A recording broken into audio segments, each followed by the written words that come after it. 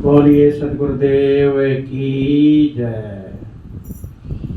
मेरे जीवन के प्रेरणा स्रोत मेरे परम आराध्य सदगुरुदेव एवं सत्संग सभा स्थल में बैठे हुए मेरे प्रिय बंधुओं एवं ममतामयी माताओं बहनों, इस वसुंधरा पर खेलने वाले नन्हे मुन्ने प्यारे बच्चों, आज का विषय मार्मिक विषय है।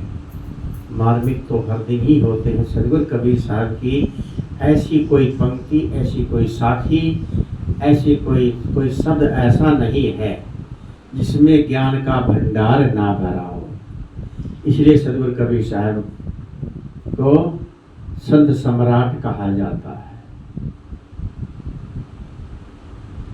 और सदगुरु कबीर साहब के विचार तेज धारदार होते हैं, चाहे किसी को अच्छी लगे या बुरी लगे। खरी कहने वाले, मुलहजा ना करने वाले। जैसे कि दूध होता है, प्योर दूध होता है, असली जो दूध होता है उसमें घी भरा होता है। ऐसे सदगुरु साहब कबीर साहब की वाणियों में प्योर वाणियाँ हैं, इनमें घी रूपी, ज्ञान रूपी घी भरा हुआ है। सबसे पहले मैं अपने श्रोताओं को कबीर पारक अनुसंधान केंद्र के चैनल की तरफ से सबको मैं बहुत बहुत साधुवाद धन्यवाद करता हूँ। आज का विषय अपने को जानना।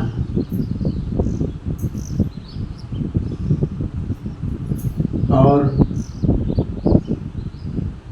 तीर्थ व्रत पाखंडों के विषयों पर थोड़ा सा विचार। अपने राम में रहो। अपना राम कौन है? राम न रमैसी, शब्द है 21। राम न रमैसी, कौन दंड लागा, मर जइयो का करियो अभागा। कितना जबरदस्त जोरदार सदगुरु चोट करते हैं। मर जइयो का करियो अभागा। अभागा क्यों कहा? कोई तीरथ कोई मुंडित के साथ पाखंड मंत्र भरम उपदेशा। कोई तीरथ कोई मुंडित के साथ पाखंड मंत्र भरम उपदेशा। विद्या वेद पढ़ करे अहंकारा, अंतकाल फाके छारा। दुखित होए कुटुंब जीवावे, मरण बार एक सर दुखावे। मरण बार एक सर दुख पावे, एक सर दुख पावे। कहे कबीर यह कली है खोटी, जो रहे करवा सो निकले टोटी। यह सदगुरु मानव मात्र के लिए बात करते हैं। हे मानव, तू भोग के कामों में, रात दिन विषयों में, वासनाओं में लीन हो, व्यस्त हो, अपने निस्वरूप को नहीं पहचानते और दिन रात संसार के कामों में व्यस्त हो। तुझे कौन सा पाप लगा है जो परमात्मा का नाम नहीं लेता, सत्संग नहीं सुनता, न समय नहीं निकालता, दिन रात परिवार की सेवा में लगा रहता है। तुम्हारी पित पवित्र निज आत्मा को छोड़ करके काम में लगना, पवित्र निज आत्मा हमारी आत्मा को अपने पवित्र आत्मा में अपने को लगाओ, नहीं तो आजकल में इस संसार से चले जाओगे। तब हम क्या कर पाएंगे? मरते समय आदमी क्या कर पाता है? कोई युक्ति नहीं सोचती। जीते जी नहीं मुआ तो मरे काम वही हो, जो जीते ही नहीं मुए। मरने के बाद मुक्ति नहीं होती। अब यहाँ पर हम पहली बात तो अपने को जानते ही नहीं।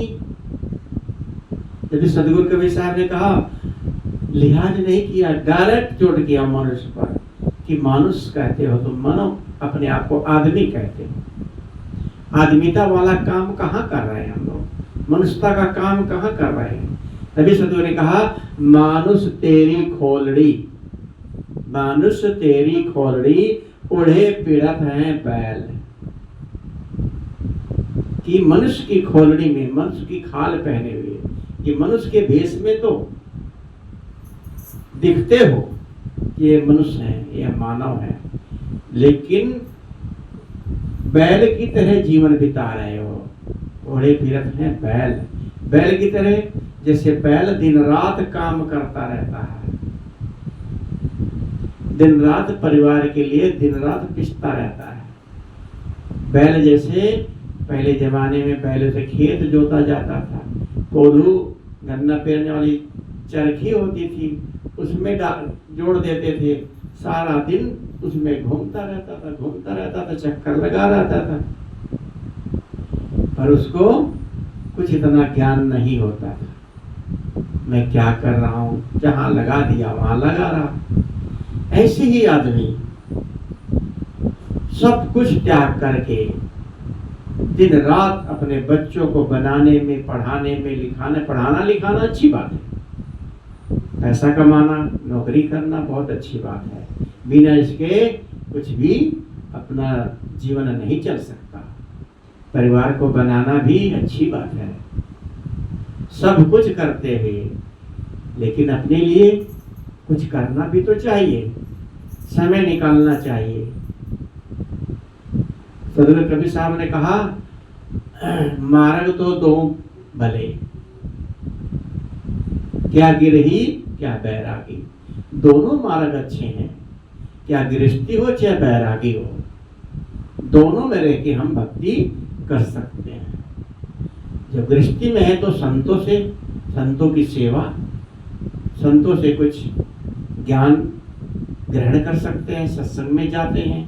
कितनी दूर दूर हम लोग सत्संग में जाते हैं, समय निकाल के तो जाते हैं, वो बड़े भाग्यशाली हैं। और बड़े भाग्यशाली जिनके घर संत महापुरुष भी आते हैं, फिर उनके बताए मार्गों पर हम लोग समय निकाल के अपने लिए कुछ करते हैं। जो अपने लिए बिल्कुल भी समय नहीं निकालता, तो बैल की तरह जीवन बिता रहा है। कहा है, पूरा जीवन बैल की तरह आदमी बिताता है, दिन रात काम करता रहता है, और फिर बुढ़ापा जब आता है तो क्या उसको जब चला फिरा नहीं जाता, जब चला फिरा नहीं जाता तो क्या करता है? बैठा हुआ उसके वो देखता रहता है, कौन क्या कर रहा, कौन आया कौन गया, बस चल फिर तो रहा नहीं। उसका जीवन कैसे उल्लू की तरह, उल्लू की तरह टुकुर टुकुर देखता रहता है। फिर आगे उसका जीवन फिर आगे कैसा होता है? कहते हैं कुत्ते की तरह जीवन। कुत्ते का जीवन, आदमी जीवन भर तो बच्चों के लिए कमाता है, देता है, लेकिन जब बुढ़ापा आता है तो बच्चों की आगे दुम हिलाता है।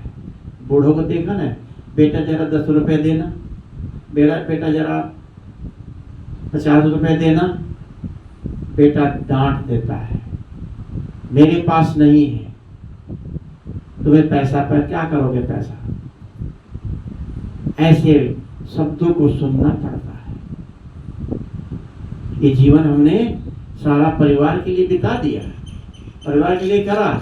ये सब सबके साथ होता है। कोई सौभाग्यशाली होता है जिनका परिवार संस्कारी होता है, जो माता पिता की बहुत सेवा करते हैं, बहुत मानते हैं। एक ससुर थे, वो उनकी बेटे की पत्नी बहू अपने ससुर की बहुत सेवा करती थी। तुरंत पानी गर्म करके देना, कपड़े पकड़ा देना, गंगा शीशा दे देना, और उनके लिए बढ़िया बढ़िया पकौड़ी, हलवा जो खाते थे उनको सब चीज समय समय से देती, बहुत सेवा करती थी। कुछ समय का ऐसी होता है, बीत गया, समय बीता, तो वो बहू किसी बीमारी कारण से मर गई। तो ससुर उसके लिए बहुत रोता था, बहुत रोया। अरे मेरे को इतना ध्यान देती थी, मेरा इतना सेवा करती थी, मेरा ये सब करते थे। तो उसने परिवार के लिए बहुत कुछ किया भी था। तो सेवा जो करते हैं, हम किसी के लिए कुछ करते हैं तो उसका सेवा निष्फल नहीं जाता, उसको बुजुर्गों का आशीर्वाद मिलता है। और आशीर्वाद वो दिल से देते हैं, मुंह से ना कहें तो दिल से देते हैं। और वो आशीर्वाद जो है आपका जीवन सुखमय बना देता है। अपने जीवन में, अपने जीवन को अच्छा बनाए। एक छोटी सी कहानी कि एक बच्ची छोटी सी 10 साल की होगी, तो एक सड़क के किनारे संतरे बेच रही थी। ले लो संतरे, ले लो संतरे, ले लो संतरे, संतरे बेच रही थी। तो उधर से मोटरसाइकिल पर 2 पति पत्नी आ रहे थे, जवान युवक थे। तो आ रहे थे तो मोटरसाइकिल रोकी, तो पति ने कहा उसके कि क्या भाव दिया? कि 80 रुपया किलो अंकल। छोटी सी बच्ची थी। तो उसकी पत्नी ने कहा अरे तो बहुत महंगे दे रही। उसने कहा अरे शोरूम से उधर से हम लोग लेते हैं 100 रुपए किलो मिलता है, ये तो ठीक दे रही है, 20 रुपए कमी तो दे रही है, 80 रुपए। तो पत्नी तिलक के उतरी कि मैं अभी इसको का रेट कम करवाती हूँ। जा रही, मोटरसाइकिल से उतरी, पास में थे, कहे कि ए तेरे को हम 50 रुपया देंगे, ज्यादा नहीं देंगे, 1 रुपया भी, 50 रुपया। तो बच्ची बोली आंटी हमें 70 रुपए में खरीदा है, मैं 50 में कैसे दे दूंगी? तो क्या ठीक है ना दे। तिलक के मोड़ने लगी कि हम कहीं और ले लेंगे। तो कहने लगे सुनो सुनो आंटी, अच्छा 75 रुपया दे दो, 75 रुपया दे दो, 5 रुपया कमा लूंगी। तो कहे नहीं नहीं। तो कहने लगी वो छोड़ में उसकी उस औरत के छोटा सा बच्चा 2-4 महीने का होगा, 3 महीने 4 महीने का, गोद में ले रखा था। कहे तो अच्छा इस बच्चे के लिए, ये बच्चा देख कितना सुंदर, उसकी गोद में पकड़ा दिया कि भैया को, इसको भैया समझ ले, इसके बच्चे के लिए तो रेट कम नहीं करेगी अपने भैया के लिए। वो गोद में उसने ले लिया। इस कहानी को सुनकर मन इतना गदगद हुआ, इतना द्रवित हुआ, वास्तव में आंखों से आंसू रोक नहीं पाए। वास्तव में ये कहानी बहुत ही दर्दनाक है। कोई भी इस कहानी को दिल से सुने तो रोने लगेगा, आंसू को हम भी रोक नहीं पाए। तो जब वो बच्चे को उसके गोद में दिया तो बच्चे को खिलाने, अरे ये भैया भैया बाबू बाबू बाबू खिलाने लगी कि ले ले ले ले ले ले संतरा, ले संतरा। तो बच्ची वो उसको संतरे पकड़ाने लगी, संतरा रुक गया कि ये संतरा नहीं पसंद है, दूसरा देती हूँ। फिर उसने पन्नी में भर करके 1 किलो भर लिया। उस औरत ने उस बच्चे को फिर गोद में ले लिया और पन्नी में भर के 1 किलो तौल के उसको पकड़ा दिया। उस औरत को जब दे दिया तो कि ठीक है तूने दे तो दिया, लेकिन मैं 50 से ज्यादा नहीं दूंगी, 50 से 1 रुपया भी ज्यादा नहीं दूंगी। तो बच्ची कहने लगी आंटी आप 50 भी ना दो, 50 भी ना दो, 50 मैं नहीं लूंगी। कहे ऐसा क्यों? कहे हाँ नहीं लूंगी। तो आपस में सोचने विचारने लगे। तो उसके पति ने जेब से निकाल के 70-80 रुपया देने लगा, कहे कि लो उसको दे दो। तो कहेंगे कि नहीं नहीं नहीं नहीं मैं नहीं लूंगी। उसका पति कहे बेटा ले लो, ये 80 रुपये तुम्हें घाटा आ जाएगा। 80 रुपये मायने, 70 रुपये 80 रुपये मायने रखते हैं, बहुत घाटा आ जाएगा। कि नहीं नहीं अंकल मैं पैसा नहीं लूंगी। क्या क्यों? कहे आपने ये भैया मेरा बना दिया, छोटा सा है, ये मेरा भैया हो गया, मैं इसकी बहन हो गई। ये भाई से बहन कैसे पैसा ले लेगी? सुन करके उस बच्ची की बड़ा मन द्रवित हुआ। उस बच्चे के अंदर कितना बड़ा भाव। थोड़े से संतरे रखे थे टोकरी में, कोई उसको पकड़ा दिया, 2-3 बचे एक टोकरी में। क्योंकि जो भाई बन जाता है बहन उससे नहीं लेती। तो कहने लगे क्यों? कहे कि ये भैया इसलिए बनाया कि मेरे भी छोटा सा भाई था, अब से 4 साल पहले छोटा सा भाई था, वो भी सड़क पर खेल रहा था, और खेल रहा था तो जैसे उधर से ट्रक आया और मेरे पापा उसको बचाने चले, दोनों को ट्रक कुचल के चला गया। कितनी दर्दनाक कहानी। दोनों कुचल के चला गया।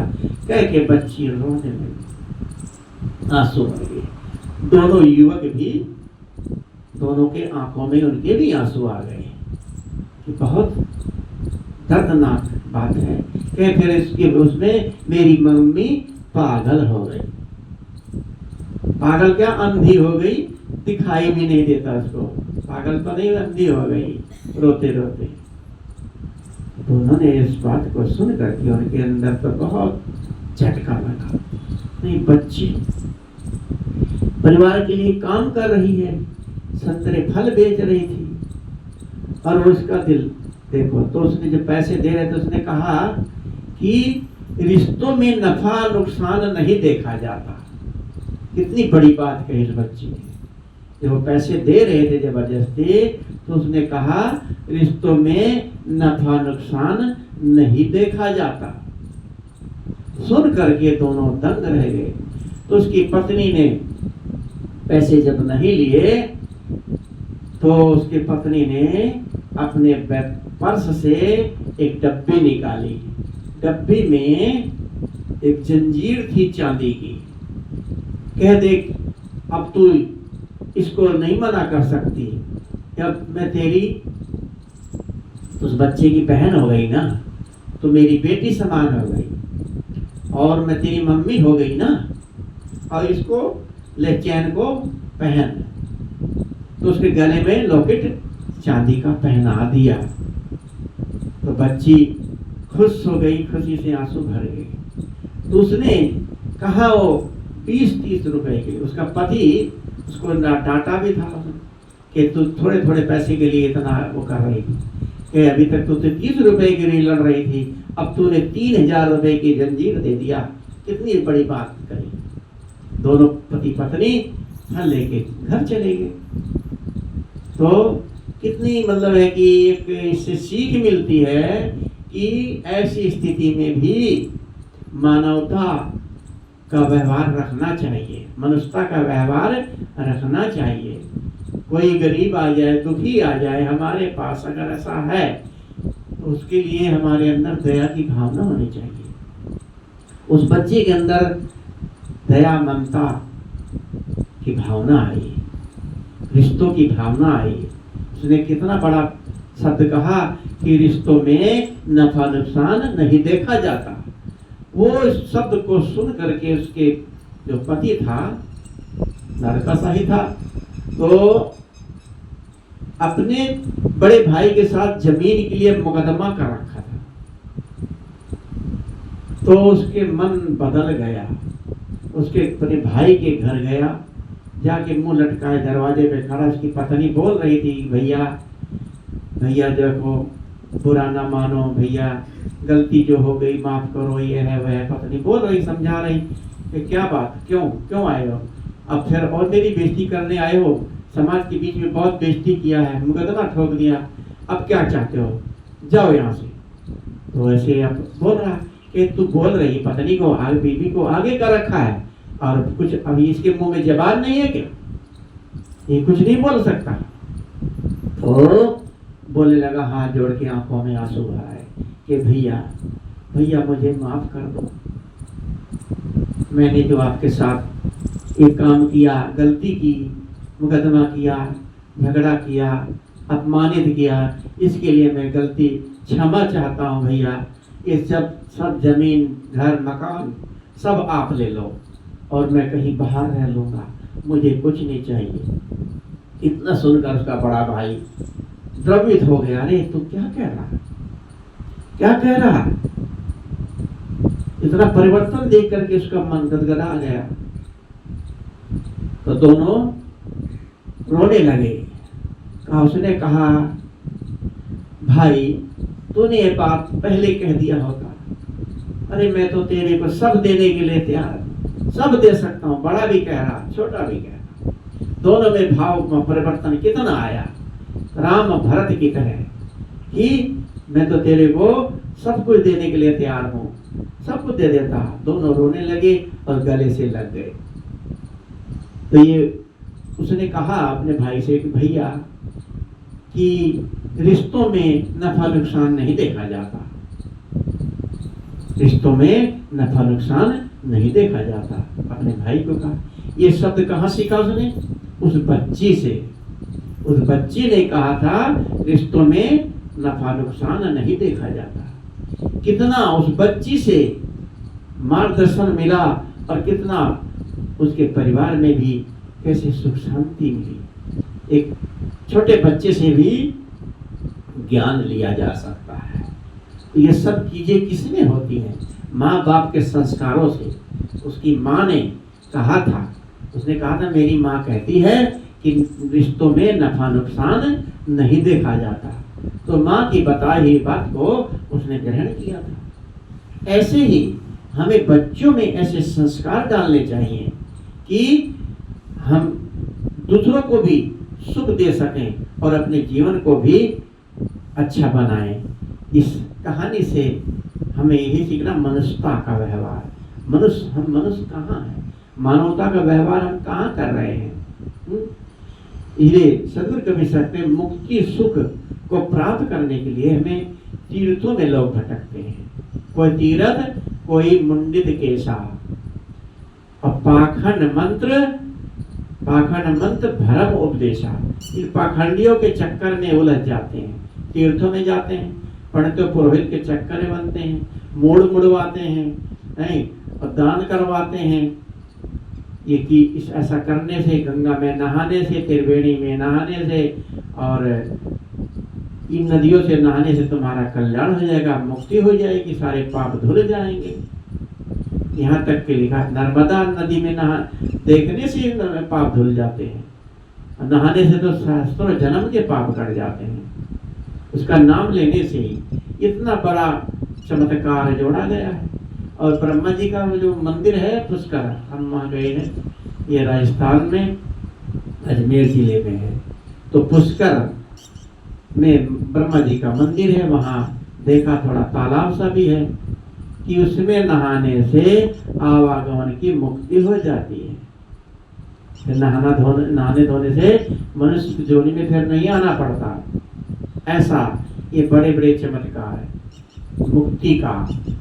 और मुड़वाने से भी मुक्ति हो जाती है। अरे मुड़ तो कबीर साहब ने कहा, भेड़ भी तो मुड़वाती है।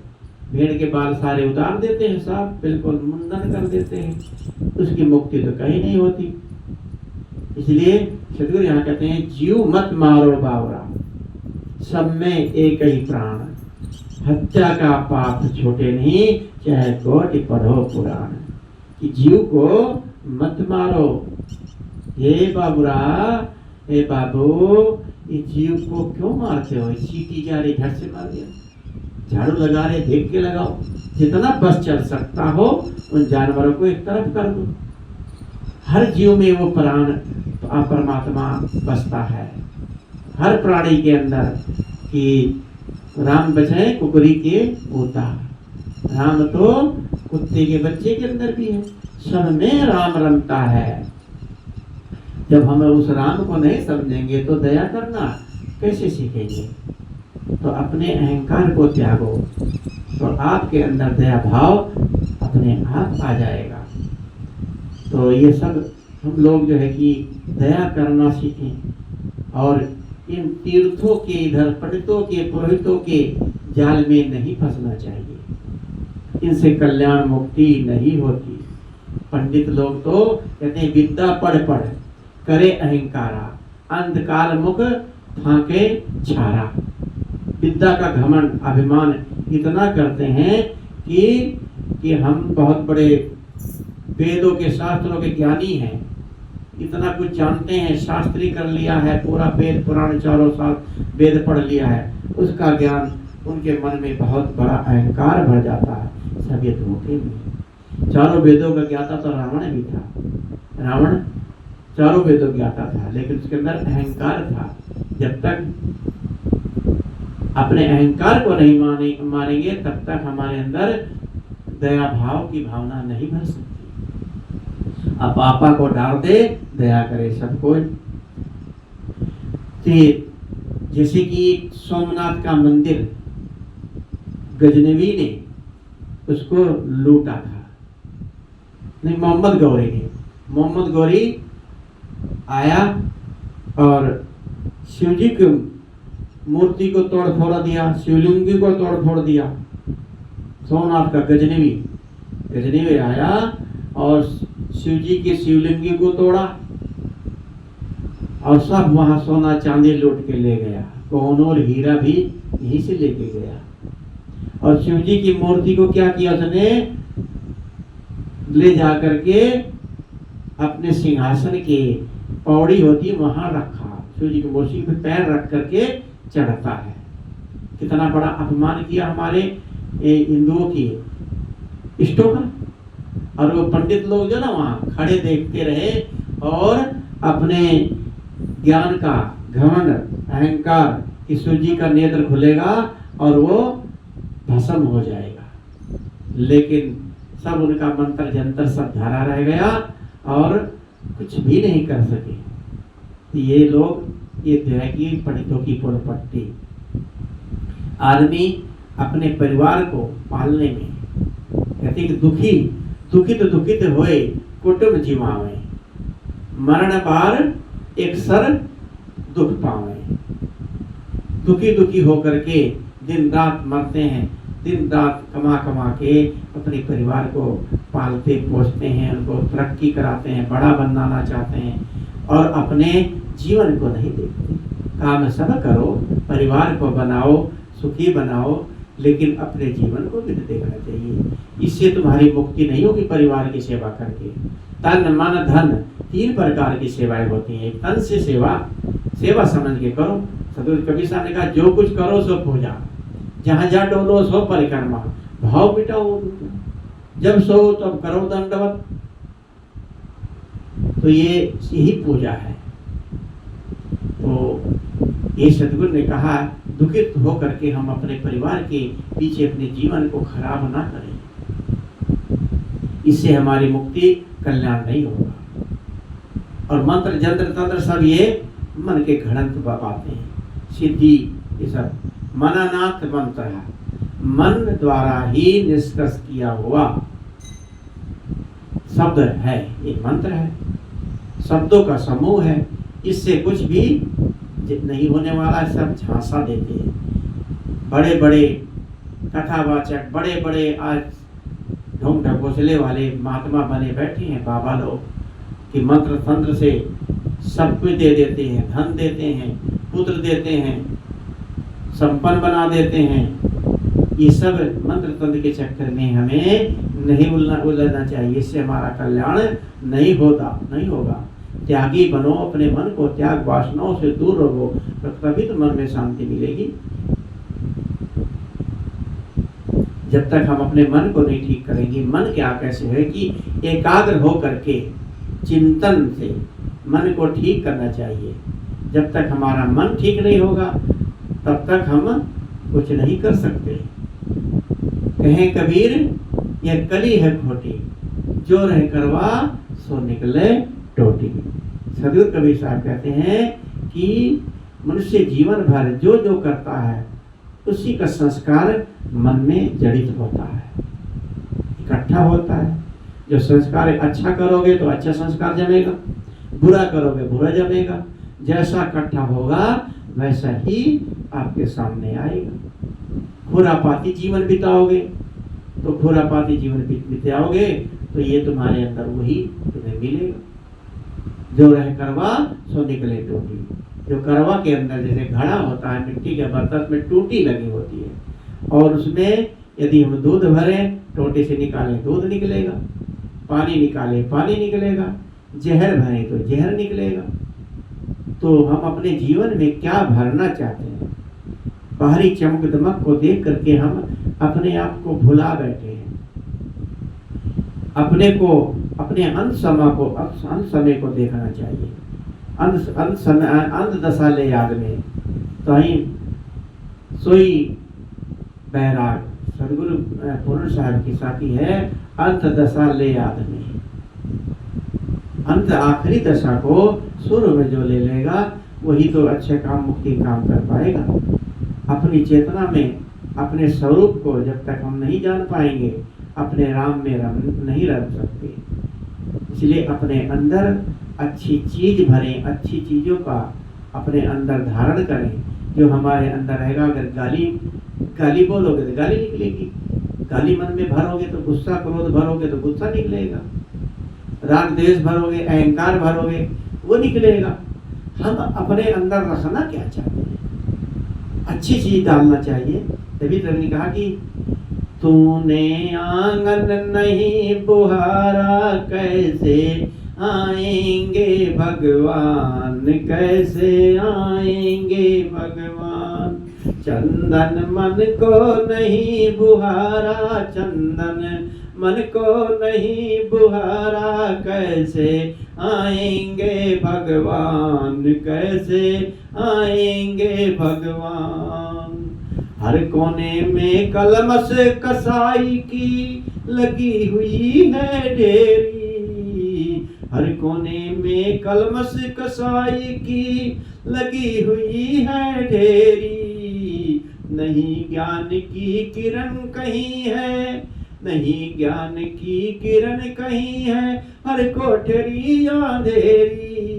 आंगन चौबारा गंदियारा, आंगन चौबारा गंदियारा, कैसे आएंगे भगवान, कैसे आएंगे भगवान।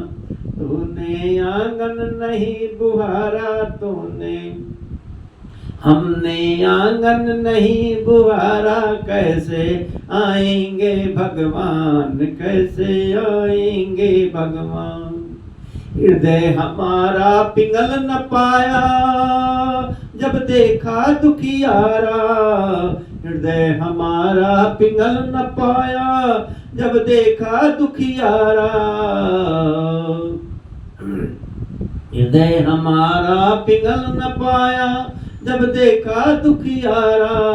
राय बाट का भोला हमसे पाया नहीं सहारा। सूखी है करुणा की धारा, सूखी है करुणा की धारा, कैसे आएंगे भगवान, कैसे आएंगे भगवान।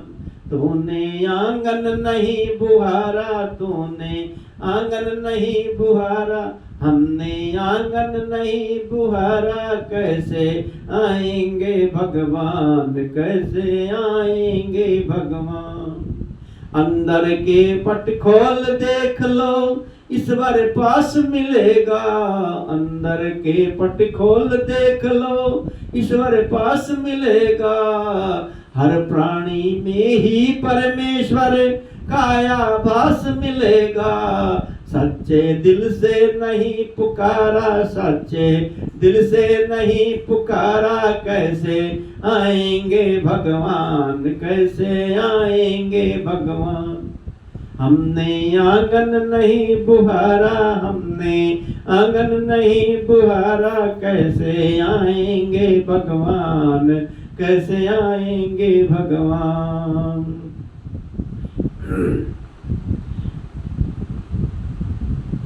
हमने आंगन नहीं बुहारा, कैसे आएंगे भगवान, कैसे आएंगे भगवान। तो भगवान कैसे आएंगे? भगवान कोई अलग से कहीं कोई मनुष्य की तरह रूप धारण वाला परमात्मा नहीं है जो आपके पास आएगा। उसके लिए दरवाजा, गेट, घर द्वार सब साफ रखो। आंगन का मतलब मन रूपी आंगन। अपने हृदय को पवित्र जब तक हम नहीं करेंगे तो उसके अंदर परमात्मा, आत्मा रूपी परमात्मा जो शुद्ध चेतन स्वरूप है, वो आप के लिए इसमें कैसे निवास करेगा? अगर निवास करता है, आप मन गंदा रखेंगे तो आपके विचार, आपकी रहनी सब खराब हो जाएगी। अपनी रहनी, अपने विचार को, आचरण को पवित्र करो, तभी वो परमात्मा, आत्मा रूपी परमात्मा आपका शुद्ध चेतन स्वरूप हो जाएगा। आप स्वयं परमात्मा स्वरूप बन जाओगे। तो परमात्मा जब स्वरूप बन गए तो किसी परमात्मा को पाना नहीं है। कभी कहा पाना कहे सो बावरा, खोना कहे सो कोर। पाना खोना कुछ नहीं, वो तो है भरपूर। आप स्वयं परमात्मा स्वरूप बन सकते हो। आप परमात्मा को खोना पाना नहीं है, कहीं खोया ही नहीं है, विस्मित है। हमें पता ही नहीं है कि परमात्मा रहता कहाँ है, वो हमारे से विस्मित हो गया है। तो उसी को समझना है कि परमात्मा हमारे मन में है, हमारे तन में है। जब मन, तन, मन सब हमारा पवित्र होगा तब वो परमात्मा हमें साक्षात नजर आ जाएगा। पहले अपने आंगन, मन रूपी आंगन को बहारो, शुद्ध करो, तभी वो परमात्मा आपको नजर आएगा। इन्हीं शब्दों के साथ मैं अपनी वाणी को विराम देता हूँ। बोलिए सद्गुरुदेव की जय। वंदन है जी गुरुदेव आपको, वंदन है, वंदन है जी गुरुदेव आपको, वंदन है। काल जाल का फंदा है भारी, काल जाल का फंदा है भारी, परख लखायो भे आपको, वंदन है, वंदन है जी गुरुदेव आपको, वंदन है।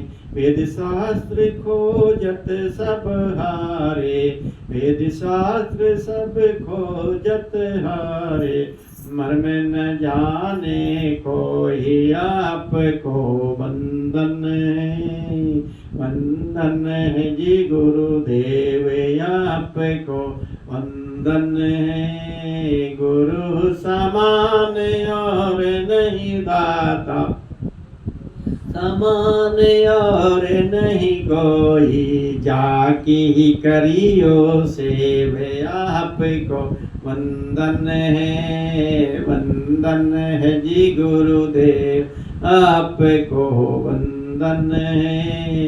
साहिब कबीर अभय पद दाता, साहिब कबीर अभय पद दाता, पूर्ण परख समेव आपको, वंदन है, वंदन है जी गुरुदेव आपको, वंदन है। बोलिए सद्गुरुदेव की जय, संत समाज की जय, भक्त समाज की जय, नगर बस्ती की जय, सदगुरु कबीर साहिब की जय, सदगुरु श्री अभिलाष साहिब की जय, सदगुरु श्री राम सूरत साहिब की जय, सदगुरु श्री विशाल साहिब की जय, साहिब बंदगी साहिब सब